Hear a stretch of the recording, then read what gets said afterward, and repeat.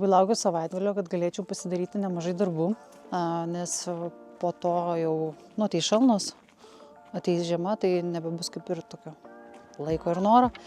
Ir bus šalta, tai kas dar susijęs su sodinimu. Tai trumpai parodysiu, ką padariau praeitą savaitę. Savaitę pasodinau čia tokius medelius, skroblus. Uždėjau tvorelę, bet dar ne visą baigiau. Turėjau 3 hortenzijas. Pasisodinau.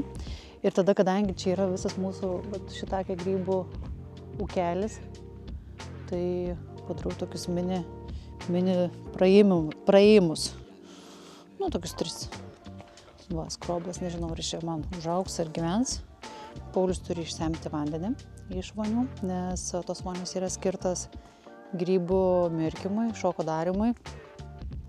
Kadangi šiemet jau kaip ir pabaigėm visą derliaus, visą mirkymo procesą, tai jau nebereikės. Turim 2 vonės, iš abiejų reikės išsemti. Turiu projektą pavasariui, jas apsikalti lentutėm, kad būtų tokios kaip cecho. Cechas irgi čia plius minus baigtas, bet dar tikrai trūksta visokių apdailinimų, ten kažkokių niuansų. Ką aš norėjau pasakyti apie rytojos projektą. Čia yra toks didžiulis medis buvo, tai jisai per audrą, čia kaip buvo Vilniuje audra, jisai nuvirto. Dabar ateis uošvis, nutrumpins jį. Šiaip galvojau, norėjau aš jį išrauti, bet sako, kad labai sudėtinga. Patys to nepadarytumėm. O mokėti irgi labai brangiai kainuoja. Tai idėja tokia, kad jį reikia nupjauti kuo žemiau ir padaryti didžiulį gėlyną. Nusipirkau gėlių, reikės pasodinti. Kažkaip rytoj reikės sugalvoti viską. Čia mano vasaros koliažas. Angelo sparnai, kurių labai ieškojau. Radau, gražiai atrodo. Nežinau, tikiuosi išgyvens žiemą. Tai dar kol kas, manau, paliksiu keletą savaičių, po to jau reikės viską nuimti. Čia uošvis eina pjauti man projektą. Cechas, mazdulė bezdulė. Mūsų darbinė. Kaip darbinė. Kažkada bus darbinė, dabar tai yra kasdieninė.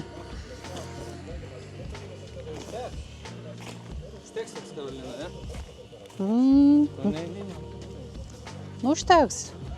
Šitą galiu dati biškį. Jo, nuimti biškį. Tai galvoju dar ką čia darysiu iš tų akmenukų. Bet turbūt takelį. Nežinau. Rytoj dar turim su Pauliu tikslą nufilmuoti kažkokį reelsą reklaminį grybams. Tiesiog, kad turėtumėm tokio biškutį feedą savo puslapį. Tai galit mane pasekti Facebook'e. Vadinasi Griciūnų smidrų ūkis. Kodėl smidrų ūkis? Nes mes auginam šiaip originaliai smidrus. Grybai buvo kaip papildomas derinys, kad gautumėm daugiau taškų ir gautumėm paramą. Bet kažkaip smagiau atrodo, kad yra auginti grybus, nes šiek tiek yra lengviau. Čia dar reikia išmokti valyti šitą kameriūkštę. Ieško suktuvo.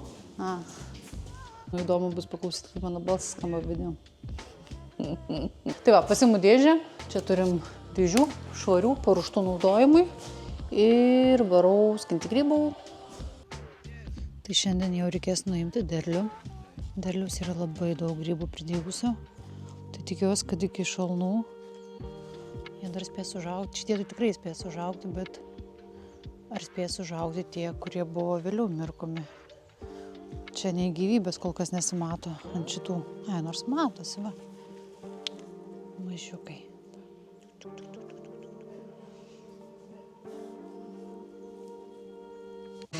Aišku, tokios lapačkus yra šiek tiek jau peraugusios. Mes jas valgom ir parduodam ir vartojam ir viskas okei yra su tom. Bet pavyzdžiui, restoranai tai mėgsta mažesnio dydžio, ten skersmuo, diametras, atsiprašau, kad būtų iki 5-6 cm. Tai pavyzdžiui, čia yra tokia, tobulas grybas, tobulas grybas.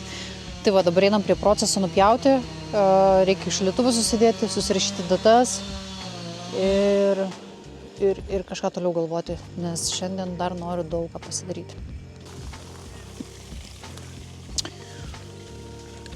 Kokios lapačkos gražios.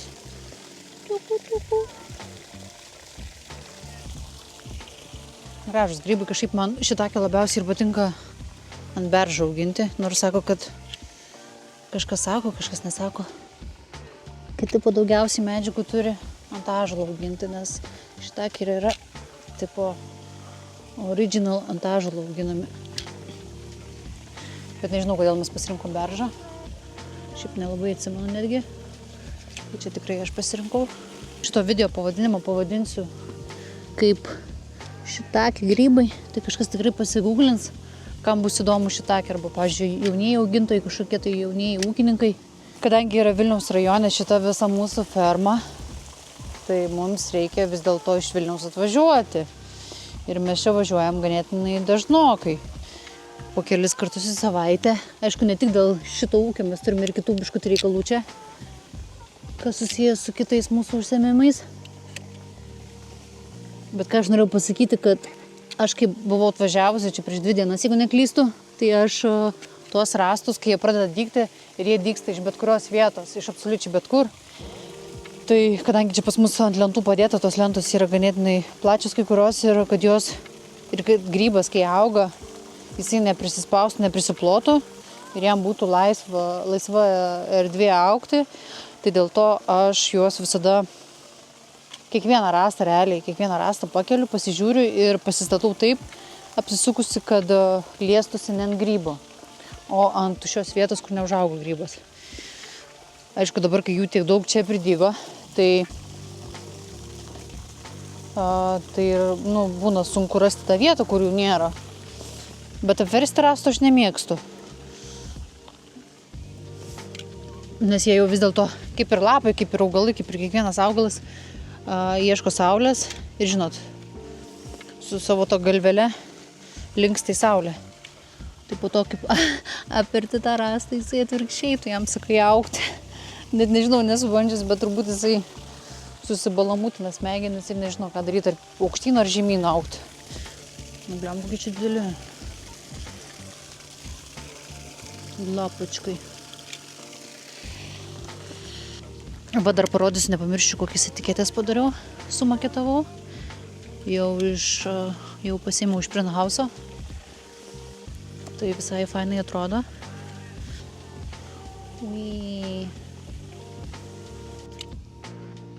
Pauliau! Nebebėga!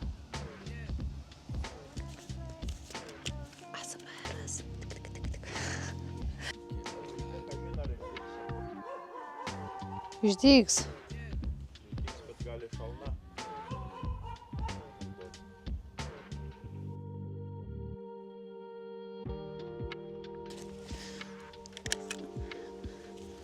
Pjaunu aš tai su statybiniu peiliu. Nežinau, ar statybinis ar ne. Nu, taip vadinasi gal. Nes jisai yra pats aštriausias.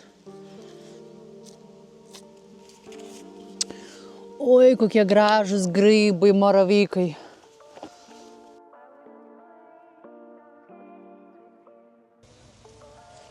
Labas rytas.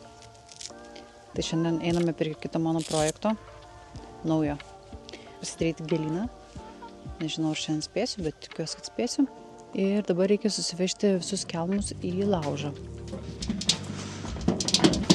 Medis senas ir prastas buvo, tai jau beveik supuvęs.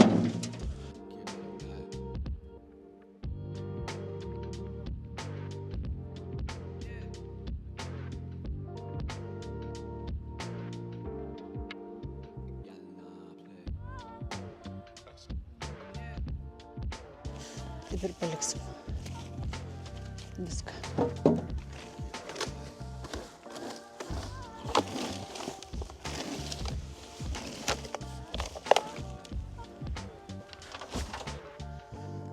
Kas tada?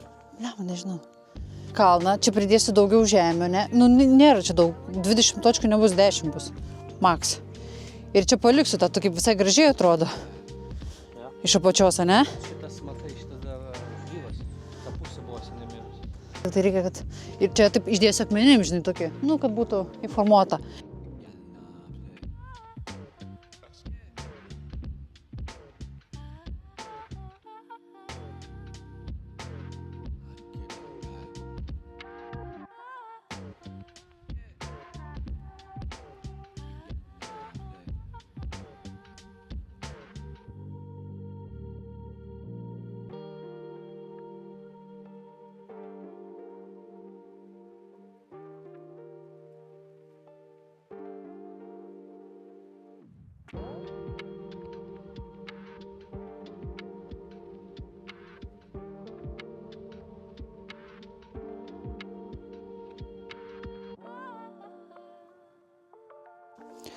Nu tai labas rytas. Šiandien yra sekmadienis, kadangi išvažiuojam šiandien iš sodybos, tai turim nusiskinti grybus. Panašu, kad šiandien buvo šalnas, bet grybam nepakenkė, bet vis tiek jau šiandien tikrai reikės juos įnešti į vidų, kad toliau augtų. Priėmėm daugiau užsakymų, nei turim grybų, tai kai kuriem nuvešim su sekančia partija. Nusiskinu tinkamo dydžio, palieku tos mažiukus dar nedaugusius. Jeigu, tarkim, neneščiau į vidų, tai tada tikrai jau nuskinčiau ir visus mažus. Bet kai turim galimybę nešti vidų, tai taip ir padarysim. Nežinau, kitų visų rastų nenešim į vidų, nešim, nežinau, gal kokie 40 vienetų tik tai nunešėm į vidų, tai visą kitą palikom lauke. Atvažiavę po savaitės mes radom grybus paaugusius, nors buvo ir šalnos ir ne vieną kartą. Tai nežinau, kiek mūsų grybai, mūsų įskiepyti grybai atsparus yra šalčiui, bet visai neblogai. Daug tikrai nebus, nes trūko šilumos jiem. Nu, varelį bus ir nusipjovus. O šitoje daly norėjau atsisveikinti ir pasakyti, kad išvažiuoju į mišką prisirinkti mulčio savo projektui užbaigti. Šiaip dar vienas dalykas fainas, kurio nepaminėjau video, tik tai dabar pamačiau montuodama, kad labai gera idėja ir aš nežinau, iš kur ją sugalvojau, bet nuvažiuoti į mišką prisirinkti mulčio.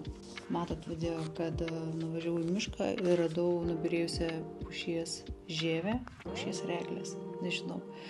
Ir tiesiog ją susirinkau ir supratau, kad daugiau niekada gyvenime turbūt nebepirksiu mulčio, nes tai yra pinigų leidimas. Aišku, aš čia ganėtinai stambiai sudėjau, nes aš taip norėjau, bet kadangi sodybai ganėtinai daug kur naudoju mulčią, tai esant poreikiai susmulkinsiu ją. Gerai, tai pradėsim pakuoti. Reikia pasimti vakarykščius grybus iš šaldytuvo. Susižiūrėti užsakymus, kažin kur mano telefonas.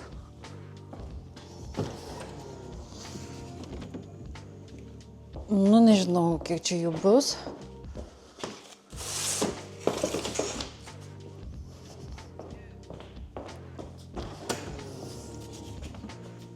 Gerai, pradžiai tiek užteks, nebus vietos man čia. Žinau, kad po 3 kilogramus kažkas ėmė, tai dėl to imsiu didesnę dėžę. Čia tų dėžučių įvairiausios jau pripirkusi. Įvairaus dydžio. Čia kas kart, kai aš lankstau šitą dėžę, aš atrodo, kad pirmą kartą lankstau.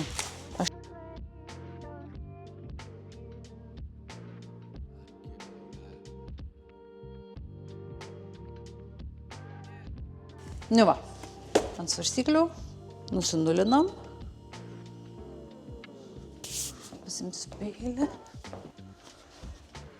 Servetėlę gal.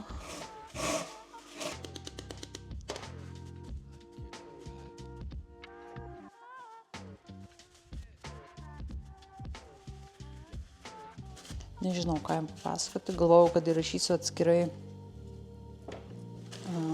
Na, ten, žinok, jau būna, sėdi ir pasakoja apie savo tą ūkio pradžią.